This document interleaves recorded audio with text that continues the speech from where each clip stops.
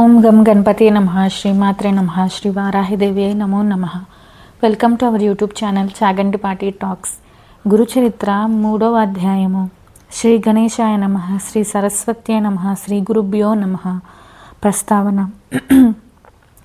సద్గురువు కృప కలుగుతున్నట్టు గుర్తు నామధారకునికి వలె గురుమహిమను గురించి తెలుసుకోవాలన్న జిజ్ఞాస అంతకంతకు అధికమవ్వడం, ఇదే నిజమైన భక్తికి చిహ్నము. 3-4 అధ్యాయాలు ఈ విషయాన్నే వివరిస్తాయి. సృష్టి వికాసం కోసం అవతరించిన వారు అత్రి మహర్షి. ఆ కార్యాన్ని నెరవేర్చడానికి తనను తాను దత్తం చేసుకున్న పరమేశ్వరుడే దత్తాత్రేయుడు. అందుకు దోహదకారి అయిన దూర్వాస శాపాన్ని కూడా స్వీకరించాడు. ఆయన త్రిమూర్త్యాత్మకుడైనందువలన గురుధ్యాన శ్లోకం ఆయనకు సంపూర్ణంగా వర్తిస్తుంది. సిద్ధపురుషులందరి రూపంలో మానవాళిని సదా అనుగ్రహించేది ఆయనే. అంటే భగవంతుడే మానవాళికి గురువుగా అవతరించిన దత్తాత్రేయుడు అన్నమాట. అందుకే దత్తావతారాలైన శ్రీపాద వల్లభుడు, నృసింహ సరస్వతి, మాణిక్య ప్రభువు, అక్కల్కోట్ మహారాజు, షిరిడి సాయిబాబా వంటి సద్గురువులకు స్కాంద పురాణాంతర్గతమైన గురుగీతలోని గురుస్తుతి శ్లోకాలు యథాతథంగా సరిపోతాయి. అట్టి వారిని ముముక్షువులు ఆశ్రయించాలని, తజ్జనులను కాదని భగవద్గీతలో శ్రీకృష్ణుడు ఆదేశిస్తారు. ముముక్షు ఇటువంటి దత్తావతారాల చరిత్రలను, బోధలను శ్రద్ధగా పారాయణ శ్రవణాదులు చేసి శ్రీ దత్తానుగ్రహానికి పాత్రుడవ్వాలి. అప్పుడే తగు రీతిన గురువానుగ్రహం ప్రాప్తిస్తుంది. అందుకే సాయినాథుడు తన భక్తుడైన కుశభావు చేత శ్రీ గురుచరిత్ర 108 సార్లు పారాయణ చేయించారు. ఆ తర్వాతనే అతడు పూర్ణ దత్తావతారమైన సాయినాథుని అనుగ్రహానికి పాత్రుడు కాగలిగాడు. కథారంభము. నామధారకుడు నమస్కరించి, ఓ సిద్ధముని, మీరు నా సందేహాలన్నీ తొలగించారు. నాకు గురువు యొక్క యథార్థ తత్వం తెలిసింది. మీకు జయము. ఇంతకు మీ నివాసం ఎక్కడా? మీకు భోజనం ఎలా లభిస్తున్నది అని అడిగాడు. సిద్ధయోగి అతన్ని కౌగలించుకొని ఆశీర్వదించి నవ్వుతూ, నేను ఇప్పుడు శ్రీ గురుచెంతనే ఉంటాను. శ్రీ గురుస్మరణే నాకు ఆహారము, వారి మహిమయే నాకు అమృతతుల్యమైన పానీయము. ఈ శ్రీ గురుచరిత్ర గ్రంథ శ్రవణము చేస్తుంటే భుక్తి ముక్తి శీఘ్రంగా లభిస్తాయి.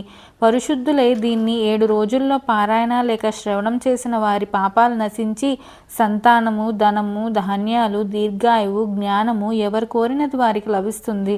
నిష్కాములకు ముక్తినిస్తుంది అని చెప్పి తమ వద్దనున్న గ్రంథం చూపారు. నామధారకుడు ఎంతో ఆసక్తితో ఆయన పాదాలకు నమస్కరించి, మీరు ఈ గ్రంథం సంగతి చెప్తుంటే నాకు ఎంతో దూరం నడిచిన దప్పికగొన్న వాడికి సాక్షాత్తు అమృతమే పోసినట్లున్నది. ఇది వినడం వలన నా అజ్ఞానం ఇంకా తొలగిపోలేదు. దీనిని శ్రవణం చేయాలనిపిస్తున్నది. నా సందేహాలు తొలగించి నాకింత మేలు చేస్తున్న మీరే నా గురుదేవులు, నన్ను అనుగ్రహించండి అని వేడుకున్నాడు. సిద్ధముని సంతోషించి అభయం ఇచ్చి అతన్ని చేయపట్టుకొని వెనుక శ్రీ గురుడు పావనం చేసిన అశ్వత్థ వృక్షం దగ్గరకు తీసుకుపోయాడు. నామధారకుని దాని కింద తమ దగ్గర కూర్చోబెట్టుకొని ఇలా చెప్పారు. నాయన, అజ్ఞానం వలన నీకు శ్రీగురుని యందు దృఢమైన భక్తి కుదరలేదు.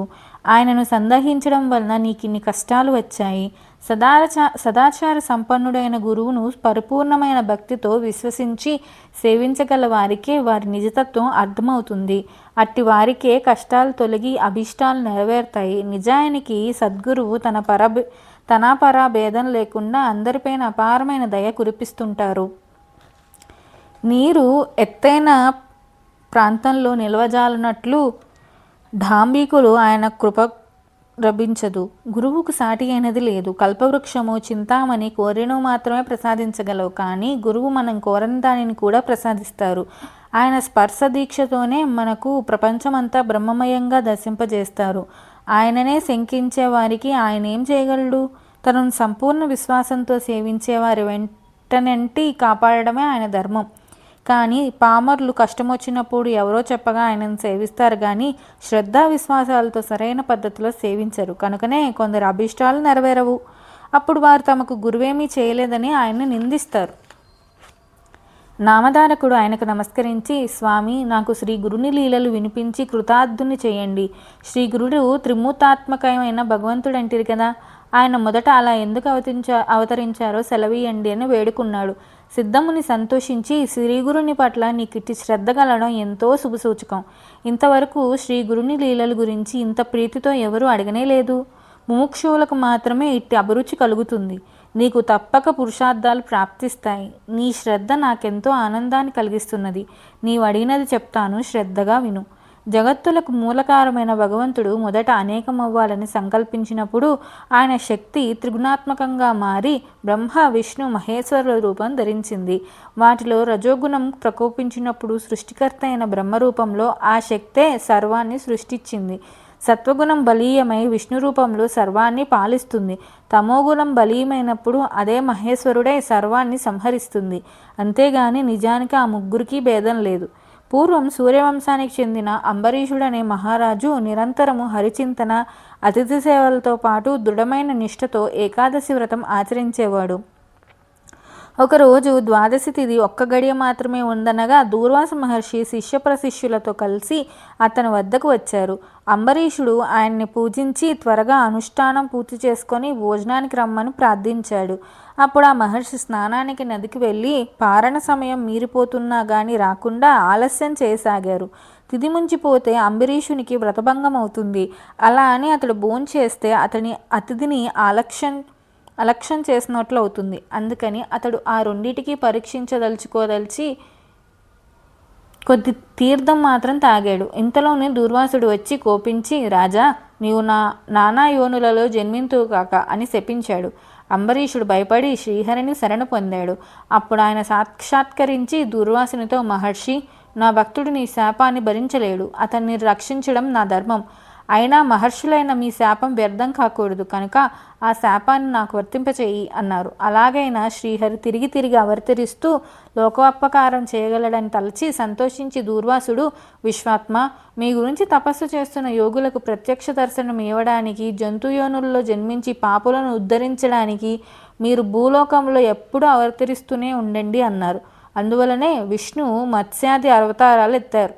కానీ వాటిలో కొన్ని గుప్తంగా ఉండి ఉత్తమ తపస్సులకు మాత్రమే తెలుసుకున్న సాధ్యమవుతాయి. ఇట్టి అవతారాలలో ఒకటి దత్తాత్రేయుడు. ఆయన అత్రి అనసూయలకు జన్మించారు. 3వ అధ్యాయం సంపూర్ణం. శ్రీ దత్తాయ గురవే నమః. శ్రీ శ్రీపాద శ్రీవల్లభాయ నమః. శ్రీ నృసింహ సరస్వత్యే నమో నమః. Please subscribe our channel. Thank you.